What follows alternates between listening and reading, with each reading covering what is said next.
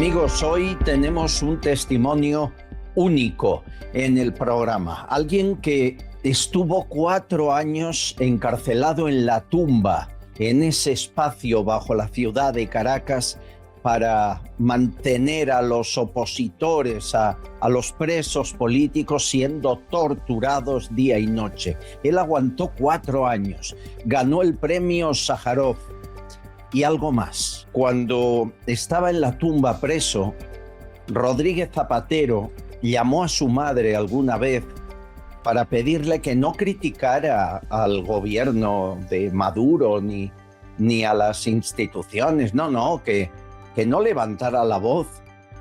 Maduro metió en La Tumba a los opositores políticos. Aún están ahí, no ha cambiado nada a pesar de que las tropas de Estados Unidos han entrado en el país.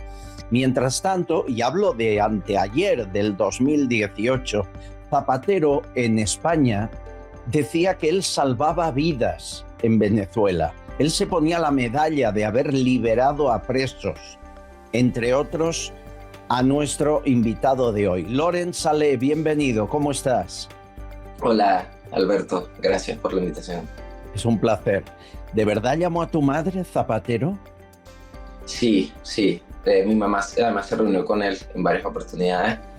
Y bueno, como sabes, a mí me secuestran en Bogotá y me meten en La Tumba, que es un centro de tortura que queda en el centro de Caracas, en los sótanos del Servicio Bolivariano de Inteligencia, acá, debajo del metro de Caracas, queda este centro de tortura. Y estábamos, ya tenía 2 años ahí, y mi mamá estuvo en una de las denuncias que hacía por lo que me estaban haciendo. Él la llamó a reprenderla, a regañarla porque no tenía por qué estar diciendo eso, que si no, no... Y jugaba como esa especie de censurador de los familiares, de los presos políticos. ¿Qué le decía? Que si criticaba al régimen sería más difícil sacarte. Sí, y que no hiciera eso porque si no, no le iba a ayudar, que tenía que quedarse callada, que si no, entonces no. Y, o sea, imagínate decirle a una madre que a su único hijo está ahí encerrado, ¿no? Pero es que Zapatero siempre ha jugado ese papel siniestro. Mira, ¿sabes a quién sí se trajo Zapatero para acá? A Rodríguez Torres. ¿Sabes quién es Rodríguez Torres? Hombre, ayer entrevisté a Dulce Bravo, que la quiero mucho, no te cuento más. El hombre que la torturó.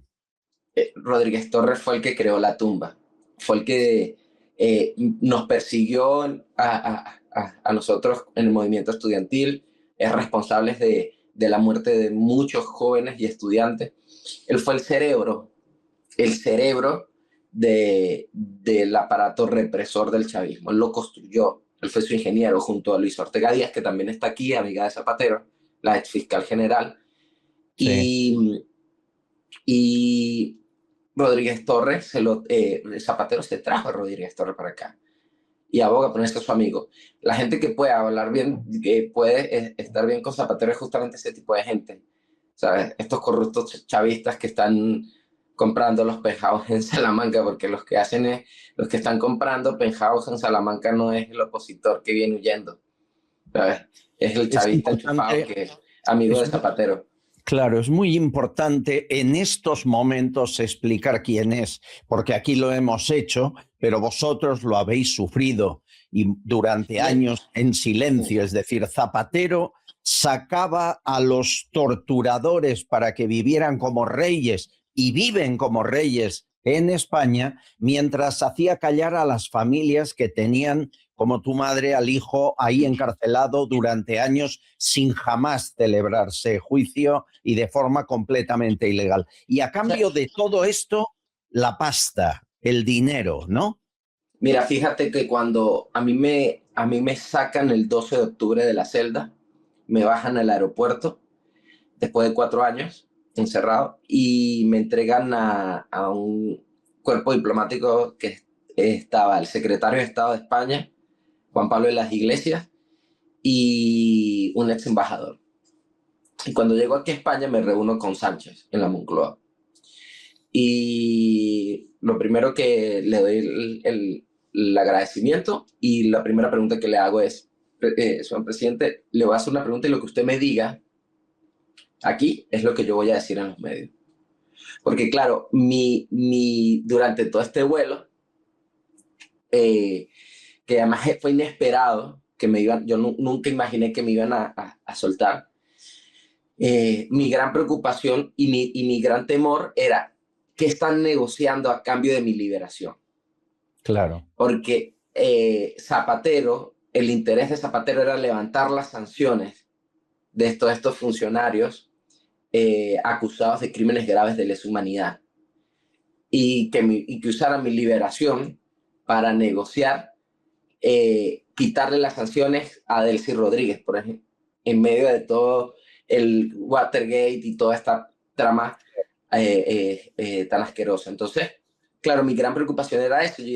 Yo he abogado y desde que estoy muy joven me he dedicado a la investigación de derechos humanos, a la documentación, justamente para que estos funcionarios que dirigen torturas, asesinatos, desapariciones, puedan ser sancionados a nivel internacional y que se puedan llevar a un juicio, que es justamente lo que tanto le hemos pedido, por ejemplo, aquí en Europa, especialmente en España. Nosotros no necesitamos que vayan tropas españolas a Venezuela, pero con que dejen de lavar el dinero de los oligarcas chavistas nos ayudarían tanto, tanto, tanto. Claro, Entonces, claro. claro, esa era mi preocupación. Cuando yo vengo hablando con el secretario de Estado, yo le digo, ¿qué tiene que ver Zapatero en mi liberación? ¿Y qué te Porque él dice estaba, Sánchez? porque era alguien que presionaba a mi familia y a muchos familiares para que no dijéramos nada, para que nos quedara callados, para que no denunciáramos lo que hacía el régimen. Y cuando llego cuando estoy reunido con el presidente Sánchez, yo le pregunto, y su respuesta es esta. Dice, una cosa es el expresidente Felipe González, una cosa es el expresidente Zapatero y una cosa es este gobierno, y esto fue una gestión de nosotros, me dice. Claro, yo sentí en el vuelo y luego ahí que ellos como que brincaron un poco porque Zapatero quería colocarse la medalla de mi liberación cuando no tuvo nada que ver, sino todo lo contrario. Si nosotros sabíamos que la única forma de lograr una presión internacional era hablándole al mundo lo que estaba pasando, Claro. lo que se vivía allá adentro. Y este rol, o sea, los familiares de los presos políticos en Venezuela sufren mucho porque no solo es que tienes a tu familiar ahí encerrado y la tragedia que eso incluye, que no es lo mismo que estar preso, porque estando preso alguien cumple una condena, sabes que tienen un proceso, tienen unas fechas, pero es que está secuestrado, no sabes si lo movieron, no lo movieron, si realmente está en ese lugar o no está en ese lugar, si lo van a matar, si lo van a sacar, pero además tienes que lidiar con toda esta dinámica de la persona como una mercancía, como una moneda de cambio político. Y ese ha sido el rol de Zapatero, no ha sido el Bueno, de Salvador, ha sido de ser el que claro. hace el trueque con la Sí, vida de pero las personas. fíjate, Sánchez te dice, y es una respuesta buena, ¿eh? Una cosa es Zapatero, otra es el gobierno y te hemos sacado nosotros, cuando lleva 3 meses ocupando la Moncloa. Acababa de ganar la moción de censura. Aún reconocía a Guaidó en aquella época, es decir, aún no había hecho el cambio que hizo meses después, que de pronto deja de reconocer a Guaidó y empieza la relación con Zapatero y se convierte en un brazo más del chavismo, o es la sensación como periodista español que tengo, ¿no? Sin embargo, él se ha mantenido en la sombra como presidente, pero Zapatero ha seguido haciendo negocios absolutos, se ha hecho completamente rico con vuestros sufrimientos, sois conscientes, ¿no? No, completamente, por eso en estos días en un programa yo les decía a los presentadores, pero ustedes conocen a un solo venezolano que hable bien de él. Entonces, se han dado cuenta que, y realmente, y te pregunto, si tú a cualquier venezolano que le pregunte, es que es un sentimiento de reacción muy fuerte, porque sabemos cuál ha sido su rol. ¿sabes? Ha sido el defensor, el operador político de un tirano y de toda una red de corrupción y de gente acusada. Es que yo sé que a veces nos cuesta, como vivimos en España en democracia, a veces nos cuesta dimensionar de lo que estamos hablando, pero estamos hablando de militares y políticos que son responsables de torturar personas, de desaparecer personas, del saqueo absoluto de una nación y los responsables de que un país como Venezuela, con tantos recursos, termine siendo una cárcel completa donde la gente se muere de hambre. O sea, el rol de Zapatero ha sido el de operar esto. Y entonces, claro, la gente aquí se pregunta mucho, pero es ¿por qué los venezolanos y los latinoamericanos en general tienen tanto rechazo aquí, terminan teniendo tanto rechazo a la izquierda española? Pero ¿cómo no? ¿Entiendes? Claro, Y no por un tema ideológico, doctrinario, es por un tema práctico, un tema de experiencia de vida. Porque cuando entiendo. tú vives bajo una tiranía y aquí hay unos políticos que defienden a los tiranos, que defienden a los matones, obviamente que hay una reacción de rechazo muy grande porque o sea, tú eres, gracias a ti, porque el régimen de Venezuela eh, y ese monstruo no pudo haber llegado tan lejos si no hubiese sido por la operación activa de funcionarios y políticos internacionales como Zapatero, que eran los encargados de ayudar a establecer rutas de lavado de dinero, de bloquear. Mira, ¿cuál era el rol de Zapatero? Operar para que cada vez que colocábamos una denuncia o pedíamos una sanción contra un violador de derechos humanos, él operaba para sabotearla, para tumbar cualquier. O sea, si se había la posibilidad de sancionar a un general o a un militar a cargo de torturas en Venezuela, cuando teníamos la posibilidad de lograrlo, su operación era bloquearlo. Bloquearlo. ¿Sabes ese papel?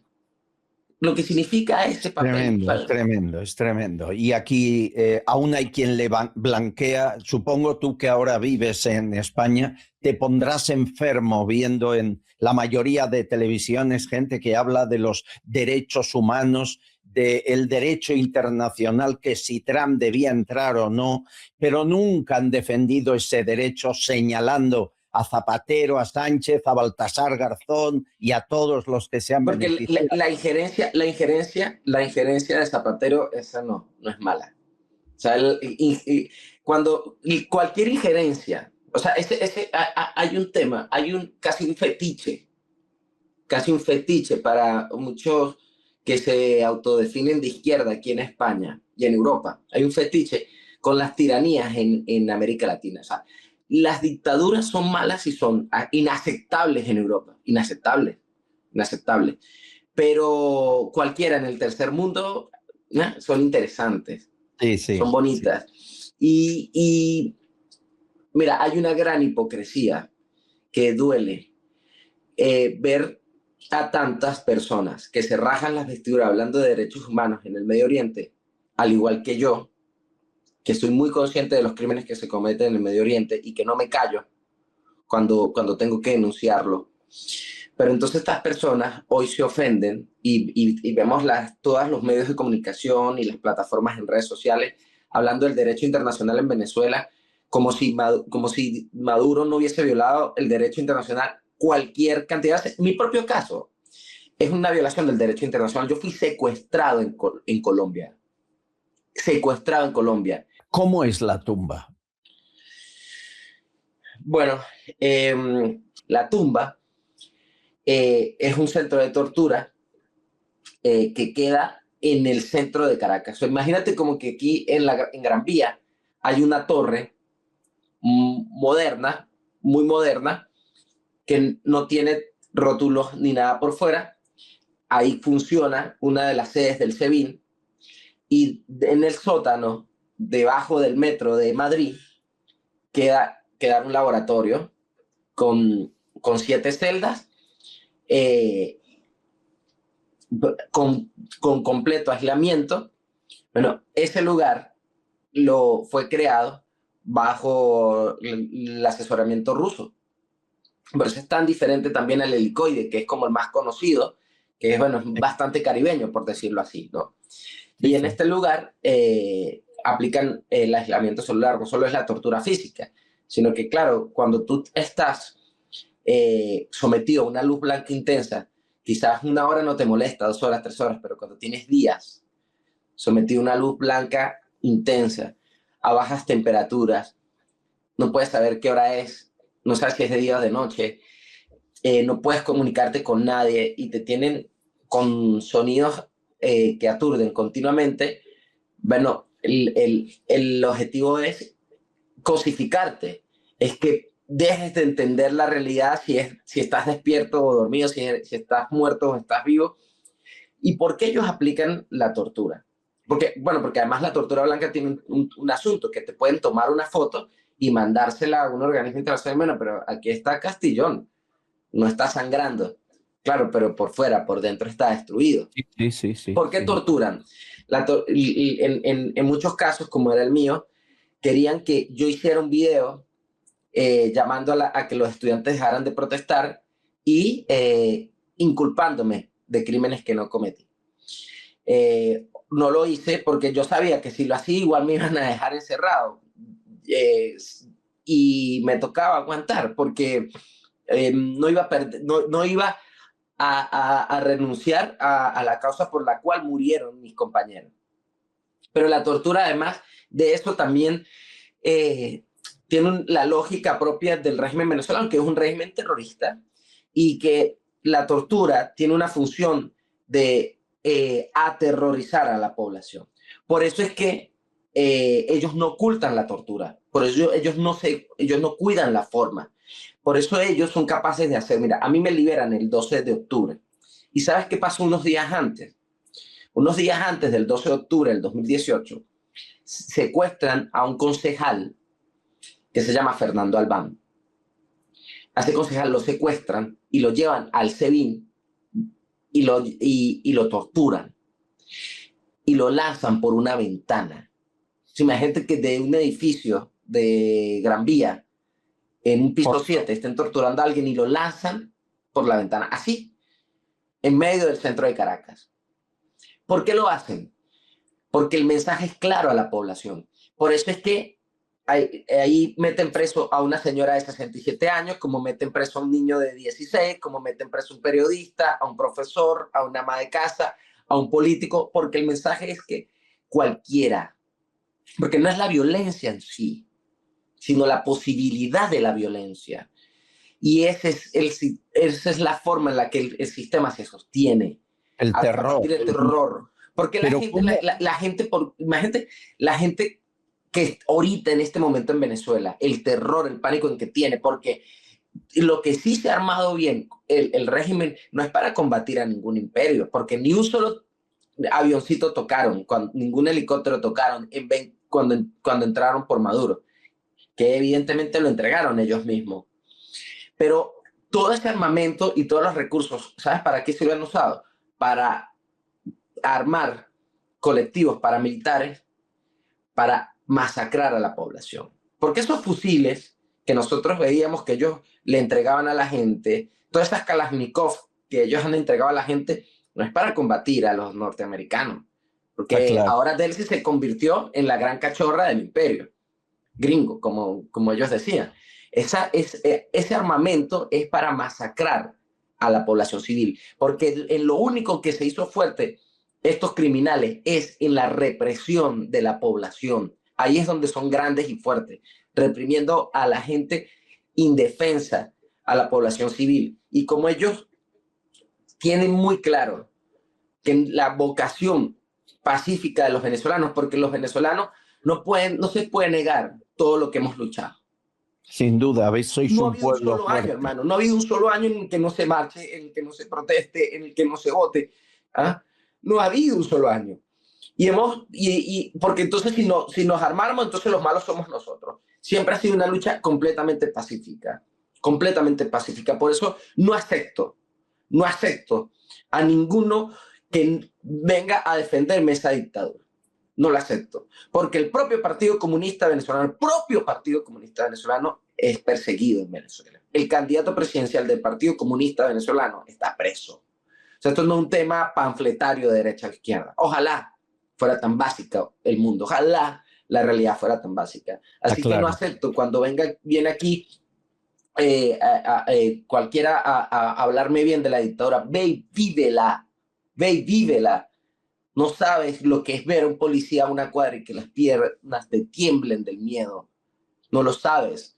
Entonces, si les preocupa el derecho internacional, bueno, preocúpense por los 14 españoles que están ahí en el centro de tortura y que llevan años, y que ellos, a diferencia de Maduro, no tienen un juicio justo y no pueden pagarse los abogados más caros del planeta. Maduro es un privilegiado, ¿vale? Maduro es un privilegiado. Ustedes están defendiendo una oligarquía corrupta y asesina. Debería darle vergüenza. Porque con la misma boca que condenan a Franco, defienden a una dictadura como la de Venezuela y como la de Cuba y como la de Nicaragua. Eso tienen que entender que a nosotros, como víctimas, es una cosa que no podemos ser indiferentes. Y no es porque no sean venezolanos, es porque no lo has vivido. Y si no lo has vivido, no puedes defender una dictadura, ¿vale? No puedes. Es como que si yo venga a defender a Franco, si yo no lo viví. O sea, Loren, ¿cómo aguanta uno en esa celda 4 años? ¿Qué mecanismo mental utilizaste para soportar 4 años y tener la cabeza en su sitio como estás demostrando ahora? Bueno, claro, yo ya tenía 7 años. Antes de que me secuestraran, tenía 7 años entre clandestinidad, persecución, varias detenciones. Y primero creo en Dios, o sea, yo creo que hay algo por encima de nosotros.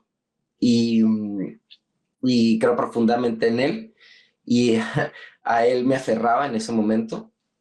Mira, cuando a mí me echan candado en la celda, ¿no? Claro, venía agotado, me habían golpeado todo el camino. Y claro, mi primer pensamiento fue, bueno, me voy a morir acá, ¿no? Y no va a poder tener un hijo, ¿no? Fue el primer pensamiento, ¿no? Y claro, no veía posibilidades de salir. Dije, bueno, ya, por fin, ¿no? Game over. Y me derrumbo, en el primer momento me derrumbo. Me dio mucho dolor, tristeza por mi mamá, por mi familia. Y claro, ahí entras en algo, ¿no? Ellos quieren cosificarte. Ellos por eso no quieren que se llama aislamiento celular. No puedas, es una temperatura muy baja, continua, una luz blanca muy alta, continua, ¿sabes? Y que no tengas contacto con otras personas. Y ellos quieren que tú olvides quién eres. Y para aguantar, yo tenía que hacer un ejercicio continuamente de quién soy, por qué estoy acá. Estoy acá porque me enfrento a este sistema. ¿Y por qué me enfrento a este sistema? Bueno, porque este sistema hace esto, esto y esto. Y recordar el día en el que yo tomé la decisión, estando muy joven, de no quedarme de brazos cruzados, porque tenía 3 opciones cuando tomas conciencia política. O te vas del país, o te quedas y te haces parte de ese sistema, o te enfrentas a él e intentas cambiar las cosas. Y yo tomé, no sé si la mejor o la peor decisión, pero yo tomé la decisión de enfrentar ese sistema. Y recordar el día en que lo hago conscientemente, ya como un adulto pensante, y recordar todo lo que ellos han hecho, es algo que me anclaba a resistir y aguantar. Algo que me anclaba a resistir y aguantar. Y ya empiezas también en una dinámica de entender cómo funciona, contra qué estás luchando, porque claro, años anteriores mi trabajo era investigar y entender ese sistema desde afuera, ahora yo estaba desde adentro. O sea, el poder mental, la concentración, el creer en Dios, esos son los factores que te hicieron aguantar 1 año, 2 años, hasta 4. yo te puedo, o sea, pudiéramos hacer todo un análisis geopolítico y político de ese proceso, pero para mí, 4 años encerrado, aislado, fue sobre todo y esencialmente una experiencia espiritual, espiritual. Y yo dentro de todo, esos 4 años para mí me sirvieron para muchas cosas. Eh, y yo esto lo hablo mucho con mis estudiantes. Yo les hablo de que algo que me hizo descubrir esa experiencia fue lo que significaba una frase, el verdadero significado de una frase que yo me llamó mucho la atención de niño, y es del libro El Principito. Lo esencial es invisible ante los ojos. Gran frase, gran frase, Y gran ahí frase. encerrado, cuando no tienes nada, ¿sabes? Bueno, te vuelves, ¿sabes? Y estás metido en el silencio, empiezas a valorar cosas esenciales, ¿no? Sí. Que no es solamente poder abrazar a tu familia y comer con ella. Es que una cosa es cuánto cuesta un reloj y otra cosa es cuánto vale poder saber la hora. Sí, sí, Cuánto cuesta un espejo, pero cuánto vale poder verse en el espejo. Yo esto lo cuento con mis estudiantes. Albert, tú sabes que si pasas tiempo sin verte en el espejo, a ti se te olvida tu rostro. Se te empieza a olvidar tu rostro, ¿sabes? Pero también ver los colores, porque ahí encerrado en la tumba tú no puedes ver colores. Entonces, no saber si es blanco, si no, no. Eh, yo no me hubiese podido plantear lo afortunado que soy y lo importante que es poder ver el color verde, el color azul, el color rojo, hasta que no los podía ver, ¿sabes? increíble. Y entonces, claro, es un proceso ahí muy espiritual y tú tienes que luchar para mantenerte anclado a esa realidad frente a un sistema que te aplasta y te quiere cosificar. Y luego intentar establecer, ver a los ojos a tu torturador, porque ellos están entrenados para estar cosificados también, porque el torturador tiene que ser alguien cosificado y tú tienes que descosificarlo, verlo a los ojos y hacer que él te vea a los ojos cuando te va a torturar. Y, y rompes con ese sistema, cuando logras conectarte con él. Y es un proceso de entendimiento, de reconocimiento, porque es que el que te tortura no es un robot, ni es un animal. Es alguien como tú y como yo, que nace de un vientre al igual que nosotros, y que de paso, y que de paso, por muy torturador que sea, también se le deben respetar su dignidad. O sea, por eso ser defensor de derechos humanos no es tan sencillo y No no lo es es. solo colocarse una frase en tu perfil de Estaría íntimo. hablando contigo horas porque lo tuyo es aprendizaje y demuestras qué fuertes sois los venezolanos, cómo aguantáis, qué fortaleza tenéis. Oye, la última pregunta, que sé que te revuelvo muchas cosas hablando de esto y tampoco quiero. ¿Cómo acabará esto? Y sé que acabará bien, porque ya hemos dado el primer paso, ya está Maduro en una cárcel, pero ¿cómo terminará y cómo crees tú que será el final? Bueno, yo pienso que ahorita lo siguiente no, debe ser la liberación de todos los presos políticos. Eh, Creo que ahorita eh, es lo más importante. Un proceso complejo. Evidentemente, para una transición no podía ser un voltear la arepa, como lo diríamos en Venezuela, ¿no? No es 180 de golpe. Eh, yo no quisiera estar en los zapatos de Delcy, quizás debe ser complicado. Entonces, creo que el chavismo está en un reacomodo, posiblemente implosiones en medio de esto. Eh, Ahorita debería darse la liberación de todos los presos políticos, luego el cese por completo de la persecución y el retorno de todos los exiliados y perseguidos, y finalmente se puedan dar unas elecciones libres y democráticas donde todos puedan participar. Recordemos que Nicolás Maduro, una cosa es lo que hay en la Corte de Nueva York, pero es que en la Corte Penal Internacional hay acusaciones graves contra Nicolás Maduro y su régimen, pero es que también en la Fiscalía General de Chile y en otros espacios también hay. Entonces, esos son crímenes que no prescriben y que nosotros debemos hacer justicia. Así que bueno, esperamos. Lo menos que le preocupa a los venezolanos es el petróleo. O sea, es algo ridículo cuando nos hacen mención de eso, porque nosotros nunca hemos disfrutado de ese petróleo, y lo poco que se hizo con el petróleo fue justamente cuando no había llegado el chavismo y estaban ahí más empresas norteamericanas. Entonces, nuestro sueño es que liberen a los presos políticos. Ese día que cierren la tumba y el helicoide, yo podré dormir tranquilo, ¿sabes? Y muchos de nosotros podremos dormir tranquilo. Y si eso lo hace Trump, que no es de mi agrado, pero si eso lo logra él, le voy a agradecer eternamente, porque hará lo que ni toda la comunidad internacional hizo durante todos estos años. ¿Sabes lo peor, Loren? Que sé que mientras me lo cuentas, aunque Maduro esté en la cárcel, en tu celda donde tú estuviste hay alguien. Hay alguien aguantando lo que tú aguantaste, y hay que acabar ni un minuto más con eso. Esa es la prioridad absoluta, y en el helicoide igual.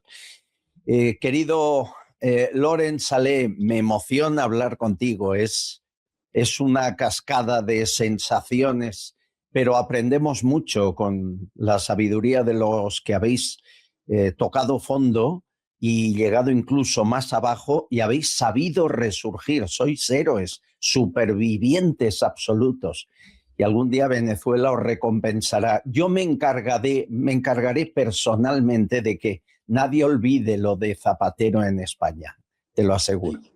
Gracias, Albert, y gracias a todos los españoles y a España, a la España bonita, a la España noble, porque el español es muy noble con el mundo, a veces muy duro consigo mismo, pero muy noble con el mundo.